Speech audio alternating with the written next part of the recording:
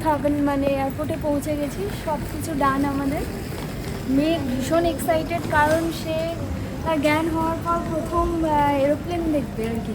মানে অনেকবারই ও 2 বছরের মধ্যে প্রচুরবার এরোপ্লেনে চড়েছে, বাট এইবারও প্রথম মানে ফিল করবে জিনিসটা। ও এখন জানে এরোপ্লেনটা কী, তো ভীষণ এক্সাইটেড।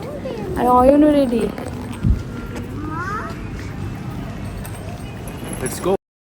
রেডি হয়ে তো চলেই এলাম, কিন্তু যাচ্ছি কোথায় ডেফিনেটলি বলবো, কিন্তু তার আগে আপনারা বলুন, ফুটবল মানে আপনাদের কোন দেশের কথা প্রথম মাথায় আসে? ব্রাজিল, আর্জেন্টিনা এগুলো তো আসেই, কিন্তু ইউরোপের কোন দেশের কথা? Portugal, right? ইয়েস, আমরা যাচ্ছি পর্তুগালে। না, আমরা পর্তুগালের রাজধানী লিসবনে যাব না, আমরা যাব পর্তুগালের সেকেন্ড লার্জেস্ট সিটি পোর্তোতে। ওখান থেকে ট্রেন ধরে যাব আমরা আলবুফেরিয়া। আলবুফেরিয়ায় কী আছে সেটা তো আপনাদের ডেফিনেটলি দেখাবো, কিন্তু এরকম একটা উদ্ভট ট্রাভেল প্ল্যান কেন সেটার জন্য বলি। আমরা অ্যাকচুয়ালি যাচ্ছি অয়নের কনফারেন্সের জন্যে। অয়নের একটা কনফারেন্স ছিল পোর্তোতে, তো তাই আমরা চিন্তা করলাম যে একেবারে যাই, একটুখানি ঘোরাও হবে। আর আমরা গেছিলাম লাস্ট ইয়ারের নভেম্বর মাসে, তো ওই সময় হালকা ঠান্ডাও ছিল, খুব যে সামার ভাইব পাবো তাও নয়, বাট আমাদের অ্যানিভার্সারির একটা ভালো প্ল্যান হয়ে যাবে, এই চিন্তা করেই বেরিয়ে পড়া। পোর্তো স্টেশনে পৌঁছে দেখি থরে থরে আঙুর সাজানো আছে, আর পোর্তো মানেই পোর্তো ওয়াইন, তার মানেই আঙুর। তাই দেরি না করে আঙুরগুলো নিয়ে একেবারে ট্রেনে উঠে পড়েছি। তো কাল রাতে আপনাদের সাথে সেরকম কথা বলতে পারিনি, কিন্তু আজ সকাল থেকে কি কি করছি পুরোটা আপনাদের সাথে শেয়ার করব। আর পর্তুগালের এই জায়গাটা কেমন সেটাও আপনাদের সাথে শেয়ার করব। কাল রাতে ফিরতে ফিরতে অ্যাকচুয়ালি অনেক লেট হয়ে গেছিলো। ফিরেই দেখলাম এক ইন্ডিয়ান রয়েছে এই হোটেলটায়, তো তার সাথে কথা বলে মোটামুটি খাবারের একটা ব্যবস্থা করে, আর সেরকম টাইম পাইনি আপনাদের সাথে রুম ট্যুর দেওয়ার। বাট পরের দিন যা করেছি, সকালবেলা উঠে একেবারে রেডি হয়ে নিয়েছি ব্রেকফাস্টের জন্যে। চলুন দেখি ব্রেকফাস্টে কী আছে আজকে।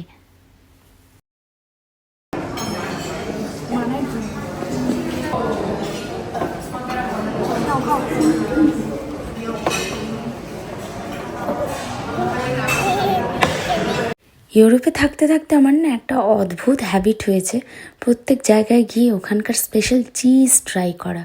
তো এই চিজটাও আমি ট্রাই করলাম, বেশ ভালো ছিল চিজটা। নরওয়ের চিজগুলোর থেকে একটু ডিফারেন্ট ছিল। আর মেঘ প্রচুর ফ্রুটস ট্রাই করেছে, তো ও ভীষণ এনজয় করছিল। এখন আমাদের প্ল্যান হচ্ছে একবার রুমে যাব, রুম থেকে আমাদের লাগেজগুলো নেব, রেডি হব, তারপর যাব একেবারে সি বিচের দিকটায়।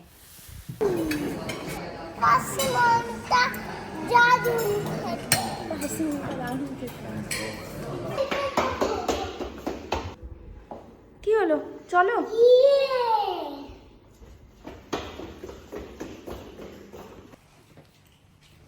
সানগ্লাস, উল্টো সানগ্লাস পরে রেডি।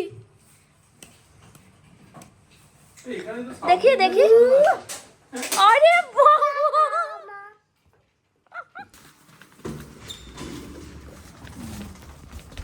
হ্যালো হ্যালো বেবি অয়ন্য, তুমি উল্টো দিক দিয়ে সানগ্লাস পরে কি করছো? এই যে ঝাড়বাতিটা দেখছেন, এটা আমার এই হোটেলের মেইন অ্যাট্রাকশন লেগেছে, আপনাদের সাথে পরে খুব ভালো করে শেয়ার করব। উবার নিচ্ছি, উবার চলে এসছে, আমরা উবারে উঠে যাব।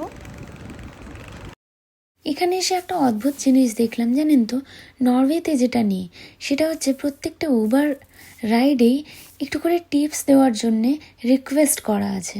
এটা দেখে আমাদের একটু অবাকই লাগলো, কারণ নরওয়েতে আমরা এইসব দেখতেই পাই না। যাই হোক, বেশ ডিফারেন্ট কালচার এখানে, আর বেশ ভালোও লাগছিল। ঝিরিঝিরি করে একটু একটু বৃষ্টিও পড়ছিল, আর আমরা বেশ মজা করছিলাম, কারণ আমরা এক্সপেক্টই করেছিলাম এরকম একটা ওয়েদার হতে পারে। আর যেহেতু ফুটবলের দেশ, দেখুন যত্রতত্র ছড়িয়ে আছে ফুটবলেরই কোনো না কোনো চিহ্ন। তো যাই হোক, আমরা এখন যাচ্ছি লাগোসের দিকে। লাগোস হচ্ছে এখানকার বিখ্যাত একটা ট্যুরিস্ট স্পট, আর সি বিচ এরিয়াও বলতে পারেন।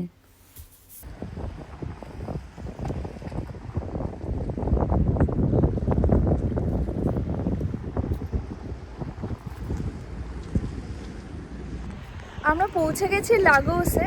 তো লাগোস আসতে আমরা উবের করে। এখানে উবের রাইড খুবই সস্তা। এখানে এসে প্রথম কাজ হচ্ছে উবেরের একটা অ্যাকাউন্ট খুলে নেওয়া এবং হচ্ছে সেখানে পেমেন্ট মেথড যদি ইউরো কার্ড থাকে বা ওয়াইস যে ইউরো ভার্সন, তো সেগুলো অ্যাড করে নেওয়া এবং তারপরে হচ্ছে বেশ সুন্দর স্মুথ রাইড। ইয়েস, আমরাও তাই করে এলাম। তো বেশ ভালো, আজকে ওয়েদারটা এই মুহূর্তে খুব ভালো হয়ে গেছে। আমরা চাইলে এখান থেকে মানে গাড়ি নিয়ে নিতে পারতাম, কার রেন্ট করতে পারতাম, কিন্তু যেহেতু আমাদের মনে হলো যে 2 দিন ভালো ওয়েদার নেই, তাই জন্যে এর থেকে বেটার কি উবার নিয়ে একটু রিল্যাক্সিং ট্যুর করা। তো তাই জন্য আমরা এটাই করলাম। আর এই যে আমার পেছনেই সমুদ্র, তো আমরা এখন এখানে একটুক্ষণ সময় কাটাবো, তারপর আমরা অন্য কোনো বিচে যাব। আজকে আমাদের প্ল্যানই হচ্ছে বিচে বিচে ঘুরে বেড়ানো আর পর্তুগালের সব থেকে সুন্দর সুন্দর স্পটগুলো এক্সপ্লোর করা। এখানে বেশ ভালো ঠান্ডা আছে। হ্যাঁ, সমুদ্রের পাশে হাওয়া চলছে। নভেম্বরে যারা আসবেন এটা মাথায় রাখবেন, নভেম্বরে অনেক চিপ হয়। আমরা অন্য কারণে এসেছিলাম, অরণ্যের একটা কনফারেন্স আছে, তো তাই জন্য আমরা বললাম যে না ঠিক আছে, ও কনফারেন্সে আসবে, তো আমরাও চলে আসি, একটুখানি আউটিং হবে, অনেক দিন হয়নি। বাট এখানে প্ল্যান করলে আমার মনে হয় ইদার সেপ্টেম্বর না হলে যে সামার টাইম, মানে যে টাইমটা এখানে মেইন যে সিজন, ওই সিজনে আসা ভালো। এই সময় এলেও এনজয় করতে পারবেন, বাট এই সময় বেশ ঠান্ডা আছে। সি বিচে আসছি, তো সি বিচের যে ভাইবটা ওইটা একটু কম পাওয়া যাবে, তাই জন্যে আমি প্রেফার করব যে সেপ্টেম্বর, ম্যাক্সিমাম সেপ্টেম্বর অক্টোবরের মধ্যে চলে এলে খুব ভালো। সমুদ্রের বেশ তাণ্ডব আছে আজকে। সি বিচের ধারে আবার এই গাছগুলোতে ভরা, গাছগুলোতে আবার কি সুন্দর ছোট ছোট ফলও এসছে। কি গাছ ঠিক জানি না, আপনারা কেউ জানলে আমায় জানাবেন তো। লাগোস জায়গাটা বেশ মজার লাগলো আমার কাছে, জানেন তো। এখানে যত্রতত্র ইন্ডিয়ান রেস্টুরেন্ট ছড়িয়ে ছিটিয়ে আছে। ইন্ডিয়ান খাবার খেতে চাইলে কোনো ব্যাপারই না, মানে রাস্তার দুদিকেই মনে হচ্ছে ইন্ডিয়ান রেস্টুরেন্ট রয়েছে। তো আমরা চিন্তা করলাম একটুখানি হেঁটে জায়গাটা এক্সপ্লোর করি, তারপর কোথাও একটা লাঞ্চ করব। আর তার মধ্যে দেখতে পেলাম জাস্ট সমুদ্রের অপোজিটেই এই ক্যাসেলটা। তো এই ক্যাসেলে যাওয়ার খুব ইচ্ছে ছিল, বাট এই উঁচুতে উঠতে গেলে আবার স্ট্রলার নিয়ে ওঠা যাবে না, সে এক মহা বিপত্তি। তাই কি আর করব, মোটামুটি বাইরের থেকে ক্যাসেল দেখেই ফিরে এলাম। এবার হাঁটতে শুরু করলাম ফুটপাথ ধরে। তারপর হঠাৎ শুনি দূর থেকে খুব সুন্দর একটা মিউজিক ভেসে আসছে। তো সেই মিউজিক কোথায় আছে সেই সোর্স ধরেই হাঁটতে শুরু করেছি।